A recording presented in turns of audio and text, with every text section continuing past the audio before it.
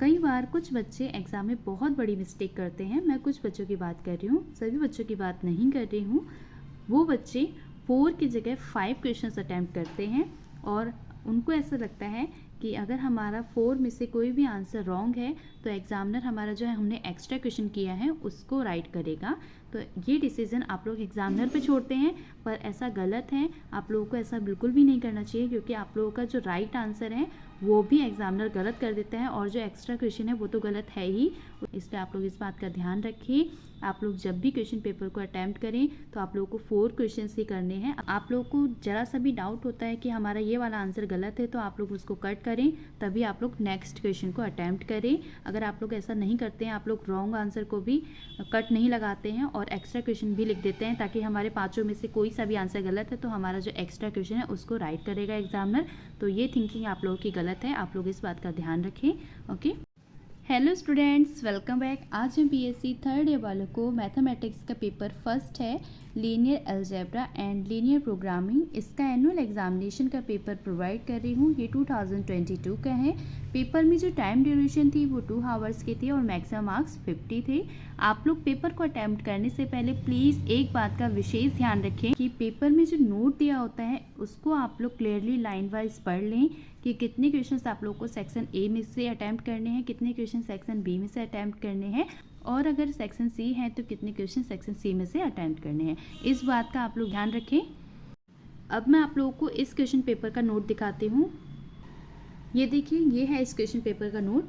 There are 2 section A and B in the question paper, attempt any 4 questions from section A, attempt any 2 questions from section B. इस question paper में section A में 10 questions है, 10 में से 4 questions attempt करने थे, ई 7 marks के हैं, ठीक है। और सेक्शन बी में 4 क्वेश्चंस थे, 4 में से 2 क्वेश्चंस अटैम्प्ट करने थे, ईच 11 मार्क्स के हैं, तो टोटल आप लोगों का ये 50 हो जाएगा। और अब मैं आप लोगों को सेक्शन ए दिखाती हूँ जिसमें शॉर्ट आंसर टाइप क्वेश्चंस हैं। सो ये है सेक्शन ए। सेक्शन ए में शॉर्ट आंसर टाइप क्वेश्चंस। सो जैसा मैंने आप लोगों को बताया था कि इस क्वेश्चन पेपर में 10 क्वेश्चंस है, 10 में से 4 क्वेश्चंस अटैम्प्ट करने थे, ई 7 मार्क्स के थे, ठीक है। टोटल 28 हो जाते हैं। और ये है number first question. If W1 and W2 are 2 subspaces of a finite dimensional vector space BF, then prove that, ठीक है। जो हिंदी वाले स्टूडेंट्स हैं ये हिंदी में लिखा है, आप लोग हिंदी में पढ़ लीजिए अगर आप लोगों को इंग्लिश में समझ में नहीं आ रहा है तो, ठीक है। वैसे क्वेश्चन तो आप लोगों का सेम ही रहता है हिंदी और इंग्लिश में। ये है dimensional W1 plus W2 is equal two dimensional W1 plus dimensional W2 minus dimensional W1 intersection W2, so that the vectors, ये वेक्टर्स दे रखे हैं, from the basis of R3, R3 के बेसिस पर वेक्टर्स फाइंड करने हैं। ये है question number third. Let T1 and T2 be linear operators on R2 defined as follows. T1 x1 x2 is equal to x2 x1 and T2 x1 x2 is equal to x1 0. Then so that T1 T2 is not equal to T2 T1. ठीक है। ये है fourth question. Let T be a linear transformation on the vector space V2F defined by T AV is equal to A0. Write the matrix of T relative to standard ordered basis of V2F. ये है fifth question. Let V be the finite dimensional vector space over the field F. Each basis of V dash is dual of some basis for V. ये है number six question. The vectors alpha1 is equal to this, alpha2 is equal to this and alpha3 is equal to this from of basis of B3C. If F1, F2, F3 is dual basis and if alpha is equal to this, find F1 alpha, F2 alpha and F3 alpha. ये है question number seventh. Let T be a linear operator on R square defined by Txy is equal to 2y, 3x minus y. Find the matrix representation of T relative to the basis is this. ये है question number 8। The union of two subspaces is a subspace if one is contained in the other.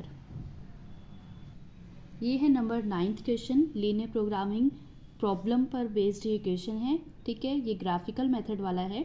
Solve the following LPPY graphical method. Graphical methods पर based questions मैंने आप लोगों को बहुत अच्छे से समझाए हैं। अगर आप लोगों ने ग्राफिकल मेथड्स वाली वीडियो नहीं देखी है तो मैं नीचे डिस्क्रिप्शन बॉक्स में बीएससी थर्ड ईयर का प्लेलिस्ट की लिंक प्रोवाइड कर दूंगी, आप लोग वहाँ से ग्राफिकल मेथड्स के क्वेश्चंस को सॉल्व कर लीजिएगा। सो ये है question, solve the following LPP by graphical method. Maximize z is equal to this, subject to constraints, ये सारी इनइक्वलिटीज़ हैं। ये हिंदी में लिखा है, हिंदी में पढ़ लीजिएगा जो भी हिंदी वाले बच्चे हैं। ये है question number 10, right various steps involved इन ड्यूल सिंप्लेक्स एल्गोरिथम। ये है सेक्शन बी। सेक्शन बी में 4 में से 2 क्वेश्चन अटैम्प्ट करने थे, ईच 11 मार्क्स के थे, टोटल 22 हो जाएगा। सेक्शन बी में लॉन्ग आंसर टाइप क्वेश्चन आप लोगों को देखने को मिलेंगे। इसका ये नंबर फर्स्ट क्वेश्चन है, solve the following LPP by simplex method. Maximize z is equal to this such that. इस क्वेश्चन पेपर में यहाँ पर मिस्टेक है, इसमें 4 इनइक्वालिटीज़ हैं। मैं आप लोगों से तभी कहती हूँ कि आप लोग हर एक क्वेश्चन को बहुत अच्छे से सॉल्व करें, जिससे आप लोगों को क्वेश्चन को देखकर ही पता लग जाएगा कि क्वेश्चन में कोई मिस्टेक है या नहीं है। ओके, ये है number 12 question, find the dual of the following LPP. Minimize z is equal to this such that, ये सारी इनइक्वालिटीज़ दी हैं। ये है 13 question, given the matrix is this, determine the corresponding linear operator on R square with reference to the basis set is this.